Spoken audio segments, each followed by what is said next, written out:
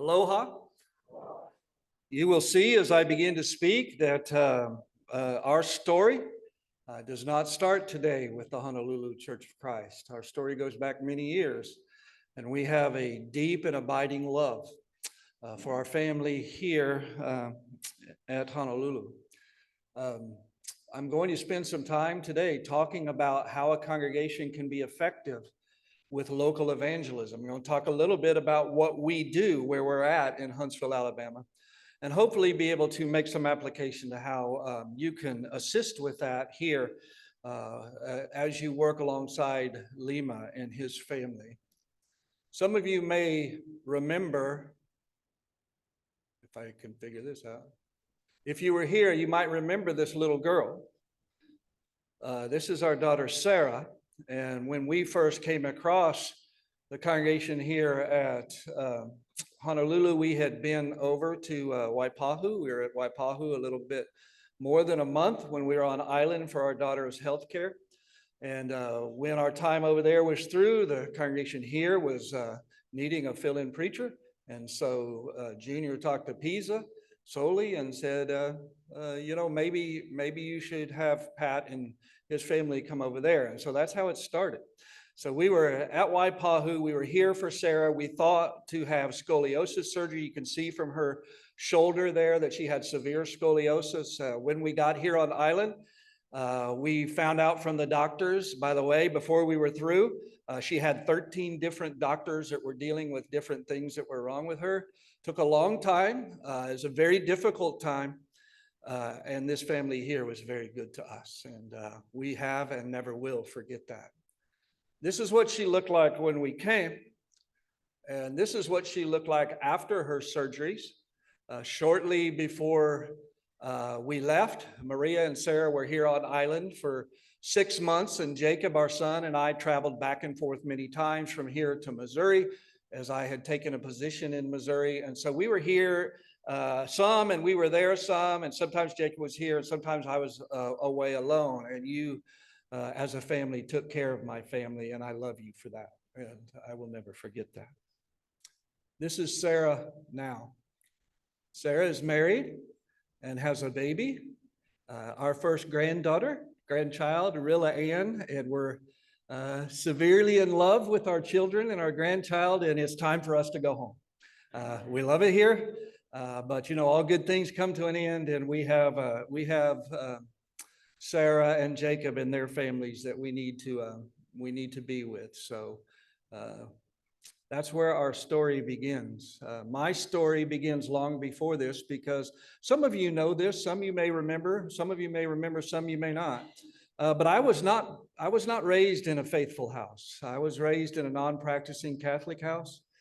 It wasn't until I was in my upper 20s when I started learning about the church, and then eventually became a Christian on April 21st, 1991. So, brethren and friends, when I'm talking about evangelism, and when I'm talking about having a passion for soul, it comes from personal experience, because I know what it's like. I know what it's like to be lost. I know what it's like to have no hope. And I know what it's like to help others find the truth. And that's why I'm so interested in helping congregations and individuals learn how to be as effective as they can. And folks, I'll be as clear and as honest and transparent as I can. You're not going to find somebody very often in the brotherhood who is as energetic and active in local evangelism as your preacher, Lima.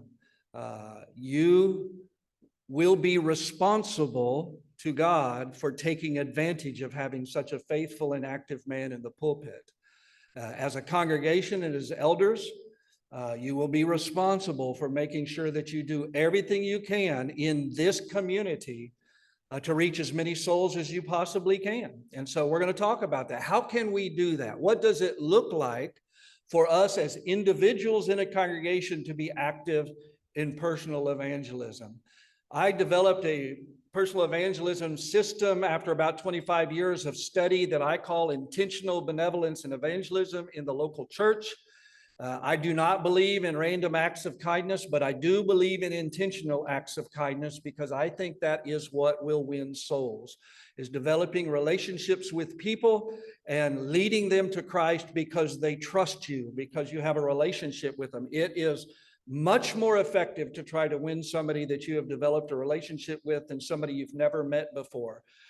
I am somewhat of a statistical nerd, a math nerd, and the fact of the matter is, after all these years, I understand that evangelism is really and truly a numbers game. If you have one passionate person in a congregation, you will probably have X number of conversions. If you have 2 or 3 or 10 or 20 or 50, or in the case where we're at, I have 64 people on my team that are working with local evangelism that have been trained to be local evangelists. And the fact of the matter is the more people we can get involved in a local work, the more people that will be reached, the more people that will agree to have Bible studies. And the natural conclusion of that is the more people that will come to a decision point about Christ. Several years ago, I was working with my wife, Maria, and she developed this logo for me and I think this thought process is extremely important for us. And that is not to just think about souls, but to think about souls first. And the reason why is because everybody in the Lord's church would say they're concerned about souls, right? Everybody would say that. If they have any knowledge at all about what it means to be a Christian, to seek and to save the lost, they'd say, yes, I'm concerned about souls. But brethren, that's not enough. It's not enough. What is enough, and what we should be doing, is we should have this paradigm shift that says every day, every morning when we wake up, the first thing that goes through our mind, besides saying, good morning, Maria, I love you, is to say, what can I do today to help myself, my family, and those that I come into contact with come into a closer relationship with Christ? If we don't make this paradigm shift, you know what I've seen happen over the years? I saw it before I came here, Ralph, and I've seen it a lot after I left here, is you'll have congregations full of people that never think about talking to somebody about their beliefs. They never talk to them about why they became a Christian, what the person could, what advantages they would have in Christianity. And you can literally go decades without ever talking to anybody about your faith. Does anybody in here believe that the Lord will be pleased with that? Because He won't. And it's something very sobering for us to think about. Because if there's anything that God would have you to be able to do, is to be able to tell your story about why you became a Christian, how you became a Christian, what were the circumstances around it, and why is that important? Lima said it very well earlier this week when I was talking to him, because your story is a bridge builder. It's something that can help somebody who's outside of Christ come to a realization that they want to explore why they should be in Christ. And if you can't tell your story, I suggest that you spend some time rehearsing in your mind. Well, why did I? What is it? What is the reason why I became a Christian? Why would anybody else want to change their lives to be like I am? Paul did it all the time. He would tell the Jews, he said, I know where you're coming from because I used to be there. I believed exactly the way you believe, but I don't anymore because I realized I was wrong when I came to a knowledge of the truth. And folks, that's exactly the way it should be with us. We need to think about souls, not just thinking about them, but have them at the forefront of our mind so that when we meet the person at the bank or at the store or at work or at school or the ball game, the first thing that goes to my mind is this person a Christian? And if they aren't, if I can't confirm that, what can I do to help them come to a decision point about Christ eventually? What can I do to lead them to a Bible study? And I would suggest to you that as congregations, we should not have goals of baptisms. I think that's a very bad goal for congregations to have, because baptisms aren't our part. That's the Lord's part. We are planters and waterers, and that means we need to be going about seeking and saving those that are lost by having Bible studies with them, because biblical Bible studies, not spiritual conversations, win people's souls, because the power of God to salvation is what? The gospel, right? It's not our story. I'm not suggesting we replace the gospel with our story. What I'm suggesting is let's get to know people and let's help build a relationship with them so they'll want to listen to you about why you're different. That's what this is all about. And that's what we do. And that I believe that we've been very successful with it.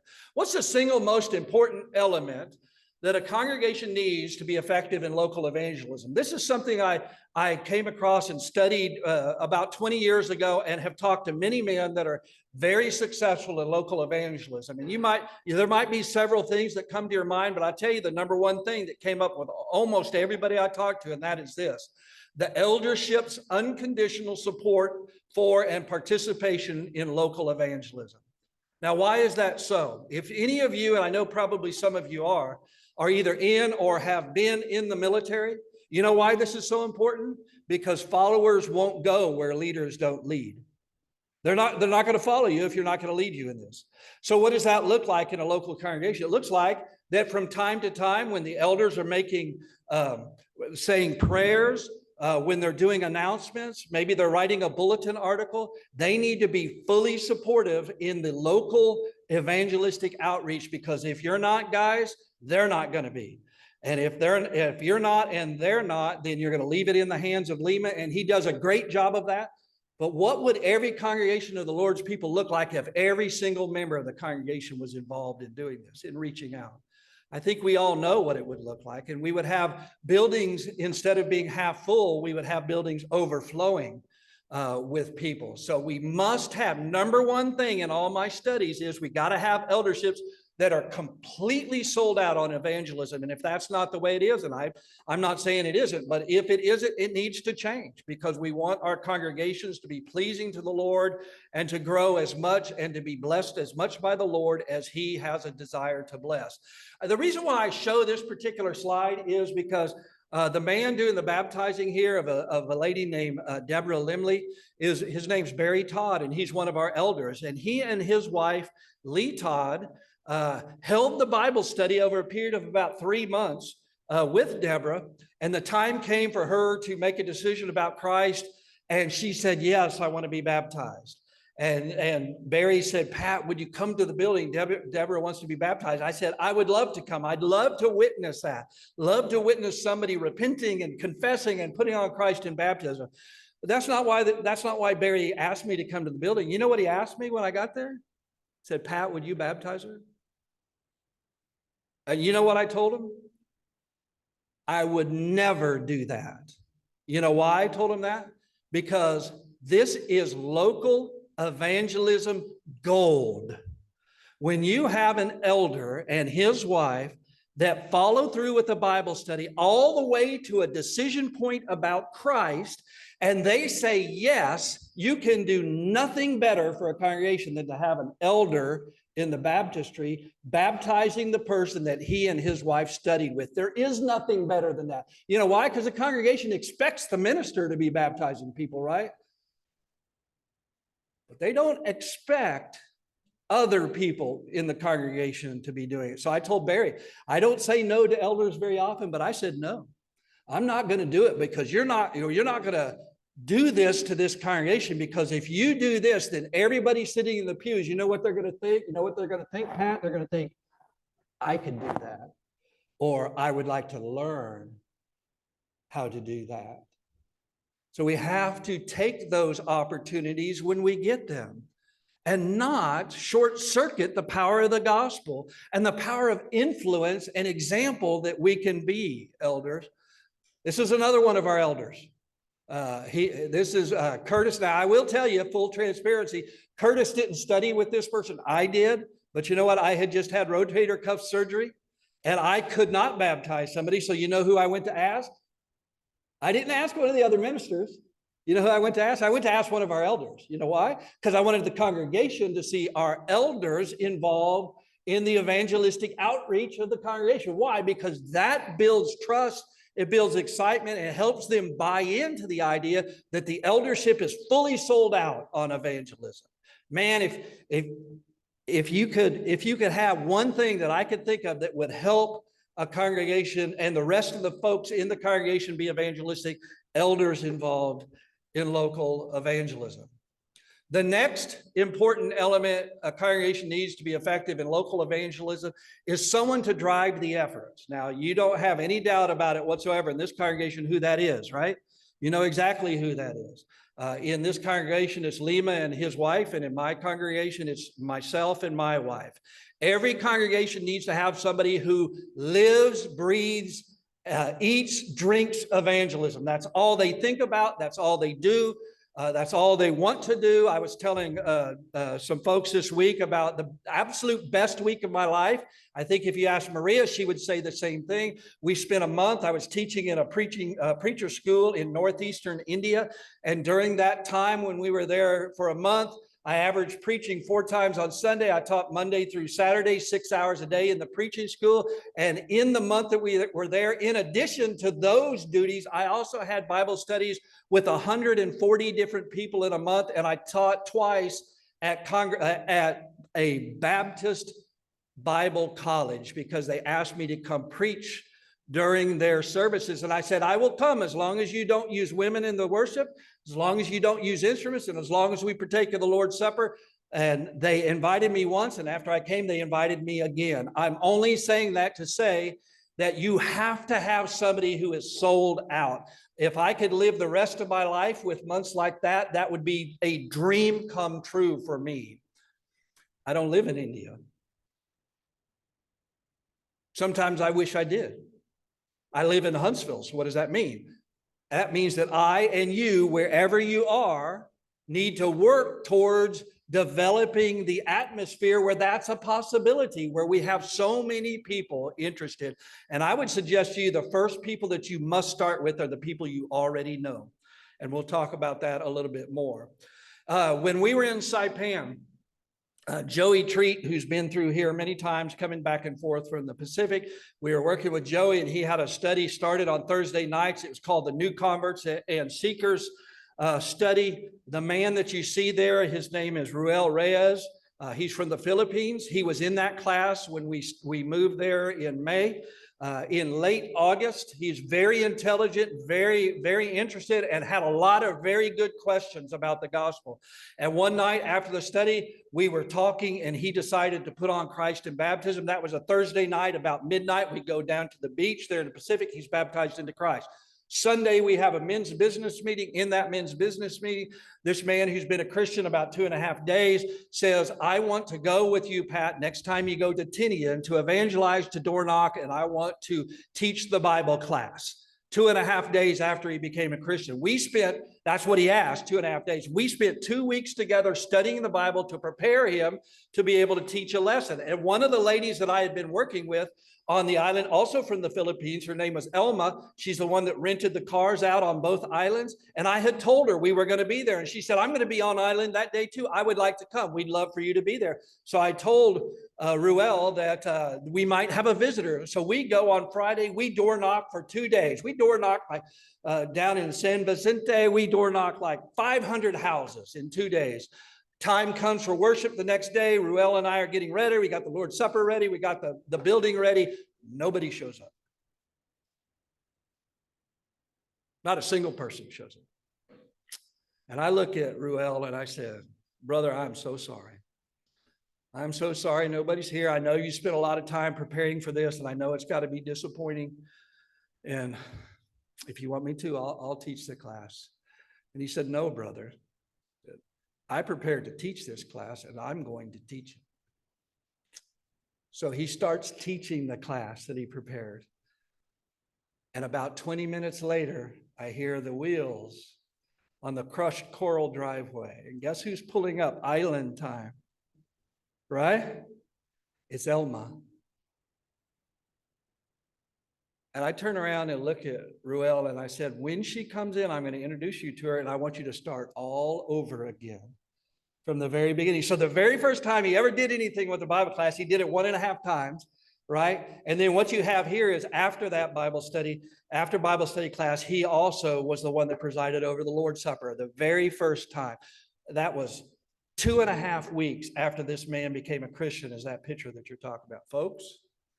Ruel sold out. He sold out. He, like many people in the Philippines, when they leave their homeland, they go somewhere and they work and they go back periodically. He went back, and we spent the next 2 years, 18 months or so. I wasn't there, but Boyette continued it while I was gone, preparing him to be able to go back to his village and share the gospel. Every single person in his family has been baptized into Christ. Extended, close family, parents, siblings, and extended family. Why? Because he gets it. He gets how important it is. He understands what it's like to be lost. You have to have somebody with a heart like that in a congregation, or you're just going to kind of drift. And I would suggest to you, as I said earlier, you have that. And folks, that's a blessing, because not every congregation has that. Take advantage of that with Lima and his family. This next picture that I'm going to show you, final element, then we'll get to another one. Needed is the support of the entire congregation. The aspirational goal for every congregation is for every Christian to be enthusiastically involved in local evangelism. Would you agree with that, Ren? Would you agree, everybody? That's an aspirational goal. And guess what? The concept of aspirational goals is biblical. There's nothing wrong with if the elders have a goal for everybody in the congregation, every single person to be involved in evangelism. There's nothing wrong with having that goal, even if you don't. You should, but even if you don't, that's a wonderful goal to have, because God the Father shows us by example that he has an aspirational goal which will not be met, but one which we as his children must attempt to achieve. Why? Because that's what he wants. He wants everybody to be involved with this. Why? Because God, in God's eyes, for this is good and acceptable in the sight of God our Savior, who desires all men to be saved and come to the knowledge of the truth. 1 Timothy 2:4. But we know that Matthew 7:13 and 14 confirms that many will be lost. What does that mean? God doesn't get his way. He doesn't get his way. He wants everybody to be saved, but he realizes they're not all going to be saved. So that's what an aspirational goal is. We set the bar up here like God does, and we come in somewhere down here. But when you're talking about a local congregation, if it's not 100% participation, what's the number? You don't have an example for God any lower than that with his aspirational goals. And if you decide it's 50%, who gets to decide which one is and which one isn't? Because you know what's going to happen? Is a lot of people are going to say, I'm the one on the 50% that doesn't have to, right? So the goal and the expectation for all Christians is to be involved in local outreach to people that are outside of Christ. If not, why not? It's impossible to support anything less than that as a goal for a congregation. So after we have the eldership sold out, totally sold out behind it, the driver is in place like Lima, the congregation is supporting it. What does it look like? We could talk about it all day long, but what does it look like? What does it look like in daily life to jumpstart the efforts of a local congregation? I would suggest to you that it's not that difficult, but it is intentional. By using our everyday conversations and injecting into them the most effective words of a spiritual nature. I think it would be right and true to say something today. Isn't it a beautiful day the Lord has blessed us with? Could you say that to somebody today? And in saying that, what have you done? You have let a person either you already knew or somebody you've never met know that you're a person of faith. And when you've done that, if there's any interest at all, the very littlest flicker of interest at all, if they don't completely shut you down and say, why in the world would you talk to me about that, or something like that, or turn around and leave, if they show anything at all, if they respond with any kind of comment of a spiritual nature, brethren, we got to take that as far as they'll let us take it. That doesn't mean we need to ram it down their throat. What it means is we need to take it as far as the opportunity will allow, and to the point where we don't go beyond the point where they're willing to go. So we talk to them as long as they will. And I suggest it's what we put on the flyer, Tony, when we were door knocking, the 3 words of Jesus. The three most powerful words in all of my years of evangelizing that I have found to be true to get people to actually come to the services or come to a Bible study, and that's those three words. Come and see. Because you know what a lot of people have heard about? Maybe they haven't heard about the Church of Christ. They've just heard about Christians. Or maybe they have heard about the Church of Christ, and maybe it's not necessarily such a good thing in their mind. Come and see. Give us a shot. And you know what I tell people in Huntsville, Alabama? If you've had a bad experience with the church, you know what I want you to do? I want you to come to the Chase Park Church of Christ. And afterwards, I want you to tell me if it's the same as what you heard. If you've heard bad things, I want you to tell me, was it the same as what you heard? And if it is, tell me what I can do to correct it. And I'm going to go to the elders and I'm going to say, guess what? This person almost didn't come because they heard this about the church and we confirmed it today, if that was true. You know how many people I've had tell me afterwards it was true at Chase Park? Zero. You know why? Because it's not. We have to be a body of people that are welcoming to visitors and want visitors to come back time and time again. We want them to come back. We want to make them to make this our church home. We want to make them feel welcome. And if we do that, then you have a chance of sharing the gospel with them. If you don't do that, you're no different than anybody else. And why would they listen? I wouldn't. Jesus said it to two disciples when they were asking where he lived, come and see. And then after he found several of his apostles, Philip said to Nathanael, we have found Jesus of Nazareth. You remember what Nathanael said? Is, can anything good come out of Nazareth?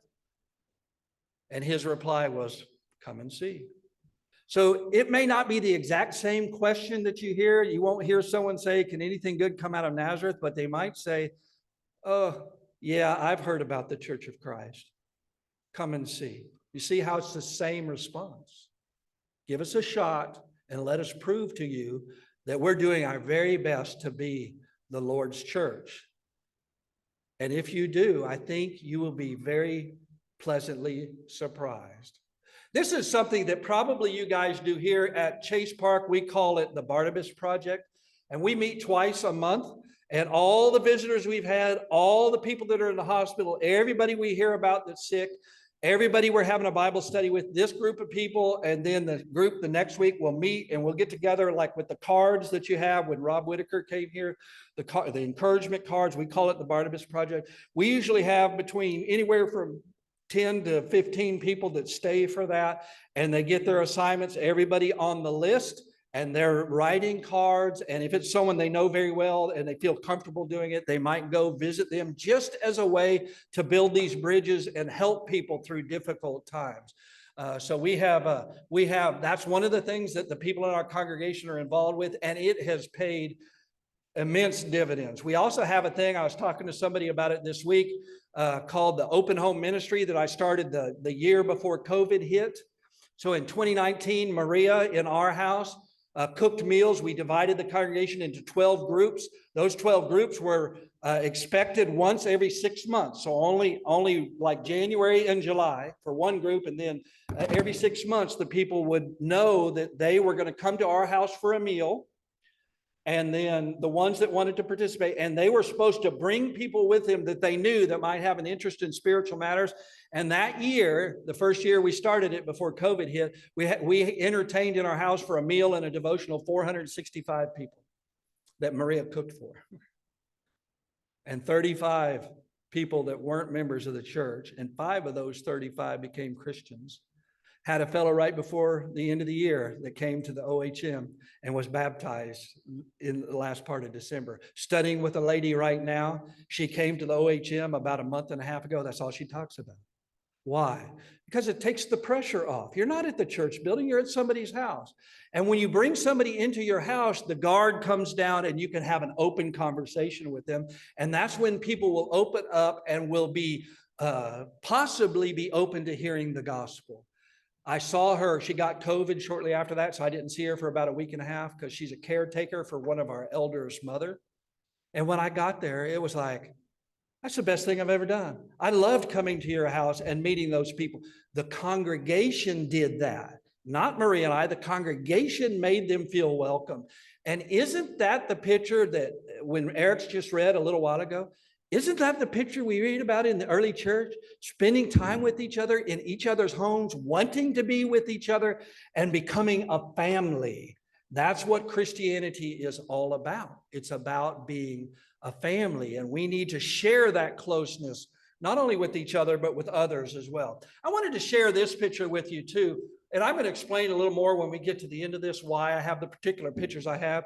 This is a brother named Jared and his middle daughter that he's baptizing into Christ. And the reason why I picked this particular one is most of us fathers would love to be able to baptize our children, right? Jared's a single dad. Really, really difficult situation. We're not going to go into any of the details. Mama's not in the picture, and that's a good thing. That's the only detail I'm going to share with you, okay? He's got a tough row to hoe, as they say, right? In raising his 3 girls to become fine Christian women, right? He very easily, because of his circumstances, could have given up because of what had happened, some of which he caused and some of which he didn't. He could have given up, but he didn't. And here we have a picture of him helping his daughter become a Christian by being baptized into Christ. This is a picture of Cody and Kirsten Gothard. Cody is one of the young men in our congregation. He's an engineer. We have a lot of engineers in Huntsville. He started dating, fell in love with Kirsten, as happens, right? Kirsten's not a Christian. So what's he do? He starts studying with her. And after several weeks or months of studying with her, we get the word that he has baptized her into Christ. You know, a lot of people in that situation, and I'm going to be honest with you here, guys, that was Maria with me. And Maria married me before I became a Christian. And if you want the full truth from Maria and you ask her that after these services, you know what she's going to tell you? And I can say this with full assurance. If she knew then what she knew now about the statistics for people becoming unfaithful, if you marry somebody who's not a Christian, she would not have married me. And what I know now, I would not have blamed her. That doesn't mean it can't work out. Lord willing, it has worked out. It can work out, and it does work out sometimes. But statistically speaking, the probability of that is extremely low. So what do we need to do? We need to teach our kids before they become dating age that what they need to do is become a faithful Christian. And when they start dating and start getting interested in possibly finding someone to marry, you need to look for somebody that can help you go to heaven and help your children go to heaven, because that's the thing that got Maria when she started thinking about, because I mentioned to her I wanted to have kids, and she was like, oh man, what have I done? Am I going to spend the rest of my life raising children with someone that might not help me take those children to heaven? You see how important that choice is? We talked about choices today over at Kailua. And some of the choices we make, if they're bad choices, have permanent consequences. We need to be very careful about this. I'm not saying it can't work out, and I'm not saying if you've done that, you've done anything wrong. But guys, statistically speaking, we have to be very careful about these decisions that we make in our life, and picking a faithful spouse is, outside of being baptized into Christ, is the most important decision you'll ever make in your life. This gentleman that's baptizing Jared here, his name's John Denny. He was at one point an elder and the outreach director, which is what I am at Chase Park, but not now. He has retired and he's still evangelistic. And what we have here is a Bible study that culminated with him baptizing, did I say Jared? His name's Justin. Baptizing him into Christ. And the reason why we got that Bible study is we'll get to that picture in a minute. Now, I'm showing you a picture of me baptizing someone here, not because it's me baptizing, but because of what comes after this. This gentleman's name is Pablo Luck. About 3 months before this, he had moved to Huntsville from Brazil. He knew about a half a dozen English words when I met him. He visited the services at Chase Park, and when I met him, he hadn't eaten in 2 weeks. So, of course, I immediately say, before I'll do anything for you, I'll start studying the Bible. You want to study the Bible? Is that what I said, Ren? It's not what I said. You know what I did? I took him down to the food pantry and I got him some food. And I asked him some questions, found out what was going on in his life, why he hadn't eaten in 2 weeks. His roommates were stealing all his money from the work that he was doing from him. And I said, we got to get you out of there. And so the congregation helped him get out of that place and get into another place. He started studying the Bible. 3 months later, he's a Christian. A month and a half after that, his wife moves there. And then one of our members, Micah Matheny, who grew up in Brazil, fluent in Portuguese, helped Pablo and I study with his wife because Pablo wasn't ready to do the study himself, and Micah knew Portuguese fluently. So here I am, I'm taking the picture, I'm sitting across from him, and I am the silent partner. I'm not the one leading the study, I'm the one assisting with the study, while Micah holds the study, and we conclude this study with her, and when it's done, you already know the answer to this. I baptized her, right? Go like this. No, that's not how it works. Because Micah baptized her. Because second only to having an elder baptize somebody, having a deacon, at that time he was a deacon in our congregation, showing a deacon who's involved in evangelism, and a deacon up here in the baptistry, baptizing someone that they did the complete study start to finish with. Again, local evangelism gold when that happens. We don't need to let those opportunities pass by. And so that's exactly what happened with her. But that's not the end of it either, because Tassiani's folks moved here from Brazil to Huntsville. And we used our new converts class as a personal Bible study in the class. So she spoke only Portuguese. So in the Bible class, like some of you have been in the mission field, when we're going somewhere where they speak another language besides English, I would teach a small portion of scripture, and then Pablo would translate it to Sylvia so that she could understand what it was. So here you have the convert teaching somebody the gospel shortly after they themselves have become Christians. And then it's not just that either. Here we have Pablo again with one of his employees. By this time, I'd helped him get started in business. He had several employees. This guy also was from Brazil and spoke almost entirely Portuguese. So when it came time, when he said, yes, I want to study the Bible, guess who studied with him? Pablo sitting there, he's speaking, I'm teaching the lesson, he's translating into Portuguese for him to understand the gospel as well. Again, I'm showing you this picture not because it's me, but because of what comes after. About four and a half years ago, I started studying with this young man. His name's Taylor Hughes. By the way, I'm doing his wedding 4 weeks from yesterday when we get back to Huntsville, Lord willing. So I studied the Bible with him. Very, very interested, excited young man. He's been going to a Baptist church. He's been studying with the youth group. He's dating, at that time, the daughter of the pastor at the Baptist church. He comes over to our congregation because he's told somebody there will study with you, and that somebody was me. And I studied with him. He becomes a Christian at 4:30 in the afternoon. Everybody hugs him after services like they probably do here, right? After that's done, 30 minutes later, you know where he is? Because he set it up ahead of time, because he knew he was ready to become a Christian.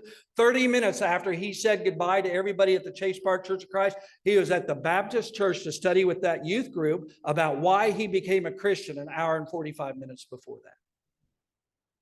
Sold out, man. Completely sold out, completely converted to Christ. He studied with his girlfriend's dad, who'd been a pastor in the Baptist church. About a month after that, spending the next month, like Ruel did, studying with me about how you combat that doctrine. We studied that virtually every day for 3 hours before he went. The morning he went to study with the man who'd been preaching Baptist doctrine for 35 years, and he'd been a Christian less than a month. And that morning after we got done studying, he said, I don't think I'm going to go. And I said, I'll support you in that if you don't want to go, because I understand the fear that you have. But think about this. Think about those 10 kids you've been studying with. Think about the impact you might have on them now and the rest of their life if you, like David going in battle against Goliath, if you are even willing to do that. He said it won't do any good with him. And I said, you know what? You may be right. It might not do any good with him, but you don't know what good it'll do to those others. And he did it. He left my office and he went and he studied with that man. And he wasn't converted. And as far as I know, none of the rest of those people were converted then. But you know what? I've had people that I've studied the Bible with and invited to church become Christians. And I didn't find out about it for like 15 years that they became Christians. You just don't know. You don't know what example you're setting, and you don't know what kind of hearts they have, and you don't know whether they will eventually become Christians. Well, Taylor became a Christian. He quit dating the girl. He started dating another girl, and at Polishing the Pulpit about 2.5 years ago, he baptized his girlfriend into Christ. After studying with her, whole family are Messianic Jews. I don't know if you've ever had a study with anybody that was a Messianic Jew, but it's an extremely difficult study. She's a Christian. Her brother's a Christian now because of Taylor, because of the Lord, but because of Taylor's efforts. And 2 other family members are attending services of the Lord's church, all because of that. Again, I'm showing you this. This is a baptism of a guy named Joe Miller there in Huntsville. I'm showing this to you, not because I'm the one doing it. You expect me to do it, right? Because like Lima, I'm the preacher, right? I'm the minister. That's not why it's here. It's here because Joe was baptized, and then he started talking to everybody he came into contact with. Here's his friend Dustin, baptizing him in a creek over there in Alabama that winter. By the way, it's pretty cold. And he was baptized, and then afterwards, Maria, I think, took this picture. The reason why that picture is there is because Joe was baptized, and then he talked to his friend Dustin, and Dustin was baptized. And the reason why Joe was baptized was because his cousin Jamie, the shorter lady, and her friend talked to Joe first, and he was willing to study and become a Christian. And then Joe talked to Dustin. It's all because of their willingness to share their faith with others is why those 2 men there became Christians. Again, I'm showing you this one because the lady that was standing there next to Jamie, that's her aunt. And the reason why she was willing to study was because of the example that she was getting from her family member. And she was baptized into Christ, and she's been coming to services at the Chase Park Church of Christ as well. Also, in the same house as of those 2 friends, the ladies that were holding all these Bible studies, I think in the first year we were doing this with them, they cooked meals and had Bible studies for us probably somewhere between 35 and 40 times in 1 year of people that were studying repeatedly at their house because they're sold out on evangelism. This couple, it didn't end the way we wanted to end. They didn't make the right decision about putting on Christ in baptism, but they studied with us 3 or 4 times before they decided to go on their way. It doesn't always work out the way we want it to. Here's another example. Again, Joe, one of his friends from work, he talks to him about the gospel. He wants to study. He comes. You know what happened with this one? In America, this might be as bad as it gets, guys. If you're scared of doing evangelism, you know what he did in the middle of the study? Closed his Bible, got up, and walked out of the house. That's it. That was the end of it. No violence, no persecution. He just didn't like what we had to say. They don't always turn out with people being baptized, and that's the truth of it. And the reason why I show people this is because some people, when they try to win people for Christ and they say no, you know what they do? They quit trying. They just quit trying. And then you go a lifetime without trying ever again. Folks, we can't do that. Why? Because it's not our goal to baptize people. It's our goal to get people to study the Bible. It's our goal to share with them the Word of God and then let God work on their heart and God be the one that gives the increase. This is I'm not sure if that's going to play or not, but this one's very interesting. You're not going to be able to hear it. But the reason why I show this one and I close with this one is this is in Baytown, Texas. Well, we live in Alabama. We have a lady in our congregation. She and her daughter moved to our congregation now about 2.5 years ago. And of all the people I've worked with, oh, you can hear it. I didn't know you would be able to hear it. So she's baptized into Christ. Angela met this lady. Both of their sons were on the spectrum for autism, right? And Angela's son's situation was so bad, he actually ended up dying from it. And it was so bad on the family that it caused a divorce. It caused a severe rift in the mom and dad. And of all the people I've ever worked with, she probably had the most reason. If anybody was going to have a legitimate reason for stopping and quitting, it was her. And this lady, Carrie, called her. Why? Because through all those years and all those difficulties, you know what Angela was doing consistently through that? Talking to people about her faith. And when this lady's son started having severe problems with her autism, you know what she did? She said, who can I talk to about this? And the first person that came to mind was Angela. Angela didn't give up when life got tough. You know what she did? She doubled down. Instead of giving up, she doubled down on her faith and she became very active. She is probably one of the most enthusiastic students I have in all of my Bible classes because she's always asking questions. She's always striking up conversation. And guess what? She's got two ladies, one that lives in New York City. And she did this, by the way, via Zoom. Has never met this lady in person, only met her from being friends on Facebook because of their sons having autism. And as soon as this lady says, I know what I need to do, I need to be baptized, then Angela got a hold of me and I found a preacher in Baytown, Texas that could finish the study and baptize her into Christ. She's got two more right now. She's got one in Orlando, Florida that's ready to be baptized. And that lady's sister is in Long Island, New York. She's not quite as far along. But folks, doing that all via the internet from a lady who lost her son and her husband divorced her because of the problems with the son's health and because he died and he lost his faith in God. She could have given up, but she didn't. And neither should we when times get tough. Focusing on local evangelism should be our focus. Period. You know, when I first met the people here that have been here since 2009, when I first met you, if I'm being honest, I'd have to tell you my focus then was on worldwide evangelism. I spent a lot of time in the mission field, both in the Pacific, different places, as well as all over the world. But the reality of it is all mission work is local to the people that live there, right? If you're on an island in Vanuatu, guess what? Your evangelistic efforts are local. And so what I've done is I've kind of changed my focus in my heart to trying to help people in a location develop the skills they need to be able to be effective at home. Why should local evangelism be our focus? Because Jesus said so. In Acts chapter 1, verse 8, and you shall be witnesses to me where? In Jerusalem. What's that mean for you and I? Well, if you live in Honolulu, it means Honolulu. It might even mean a neighborhood in Honolulu, right?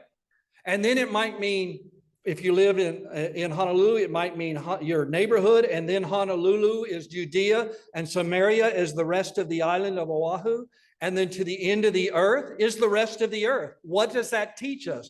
That teaches we start at home.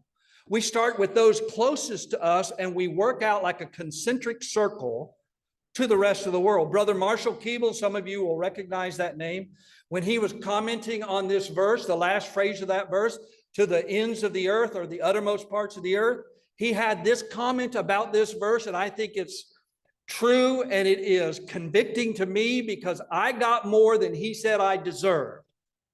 When he said this verse says that everybody on earth deserves to hear the gospel once before anybody deserves to hear it twice. I heard it more than twice before I obeyed the gospel. I'm a debtor. Like Paul says he was a debtor. I'm a debtor to our Lord, and I'm a debtor to those that were concerned enough about my soul to share the gospel with me until I was ready to put on Christ in baptism. The ultimate goal for local evangelistic efforts is to have as many people as possible involved in sharing the gospel with as many people as possible. Everybody reaching out to everyone. That's the aspirational goal for every congregation of the Lord's people.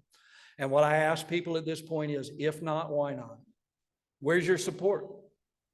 If that's not the goal for a congregation. And the answer to that is, it is the goal for every congregation. We all need to be about trying to do the Lord's will, which is to seek and to save the lost. Our goal at Chase Park is to bring as many people to a decision point about Christ as possible and then turn it over to God and let him do his part. Last year, I know it's not like Honolulu. I think I read once from Rob, I don't know how many it was, but in Chase Park, it was about 18 people last year. And guess what?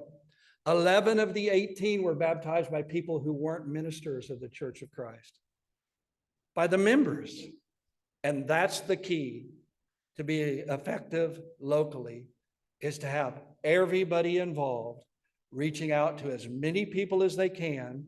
Because guess what? If you don't feel comfortable holding the Bible study, but you get to the point where you're comfortable talking about your faith, you have people in this congregation that can do that part.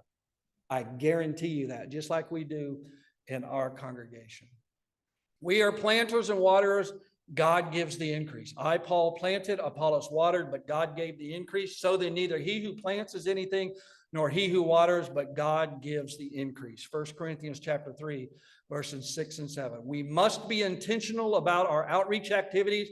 Elders, the congregation needs your buy-in. Evangelism driver, Lima, we need your passion. Congregation, we need your enthusiastic involvement. New converts, one of the best places to get more prospects is through new converts. We need your excitement. And finally, we got to turn it over to God and let him do his part. You might not be a Christian tonight. You might need to put on Christ in baptism. We'd love to study with you about that, why it's so important, to help you understand about what it takes to be pleasing to God in this regard. We'd love to study with you. Perhaps you're a Christian and something has pulled you away. Maybe you've just drifted away from God, like the Hebrew writer talks about, and you need prayers. Please let your need be known as together we stand and sing the song of encouragement.